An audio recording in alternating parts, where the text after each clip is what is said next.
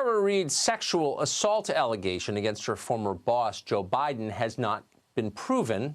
Likely it never will be. It happened an awfully long time ago, she says. But newly discovered evidence from almost 30 years ago offers surprising support for Reade's claim. This came almost out of nowhere. A clip from Larry King Live, the old 9 p.m. show on CNN, features a call from a woman Reade tells reporters is her mother. Watch this. San Luis Obispo, California. Hello. Yes, hello.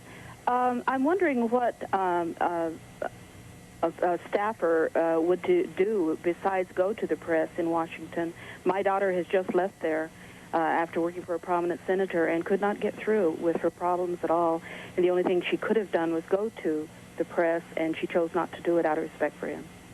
Or she had a story to tell, but out of respect for the person she worked for, she didn't tell it. That's true.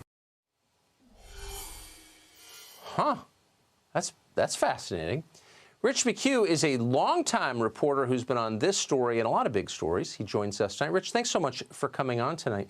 So will you just lay out the facts of as we know them and the allegations, if you would? Sure. So Tara Reade worked for Joe Biden in 1992 and 93 for about 8 months. She says that at the time she faced some sexual harassment from him, unwanted touching, and she had complained about it, and it fell on deaf ears. And so she said she went and filed a complaint, outside of his office in some senatorial office that would handle these things. Around that same time, she says she was asked to deliver him a gym bag in one of the Senate buildings. And she brought it to him, and she says it was a warm spring day, a hot spring day. And she said that that he attacked her in a corridor. It wasn't a private office or anything, but attacked her and sexually assaulted her. And she came forward with an allegation last April. She told a local paper. She'd been telling people about this. She told people at the time. She told her mother, she told a friend, she told her brother, and she may have told some others. And so now she came out last year and told part of her story to a local paper in California. And a few weeks ago, I believe it was, she came out with her full allegation, article by Ryan Grimm and a podcast by Katie Halper. And since then, everybody's been examining the veracity of her claims. Let me just clarify something. All of this is kind of a mishmash when you talk about sexual assault, sexual harassment. You're not. Mm-hmm. She's not suggesting that he said something vulgar to her. She's saying that he grabbed her genitals. Is that right? That's correct. That's correct. Okay, so that puts it in a different category from a lot of the stories like this that we hear.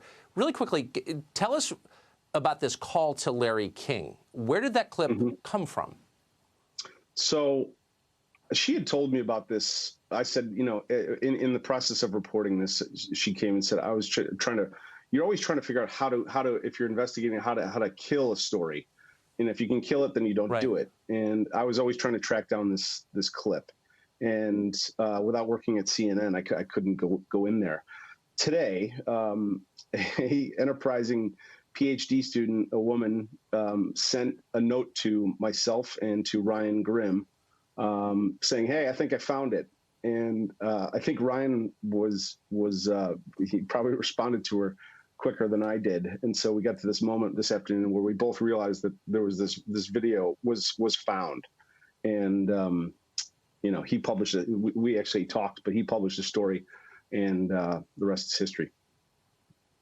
That's amazing. I mean, it's a decade before YouTube, so it's not so easy to find cable news clips from 1993. Right. Rich McHugh, thank you for that update. I appreciate it. Good to see you tonight.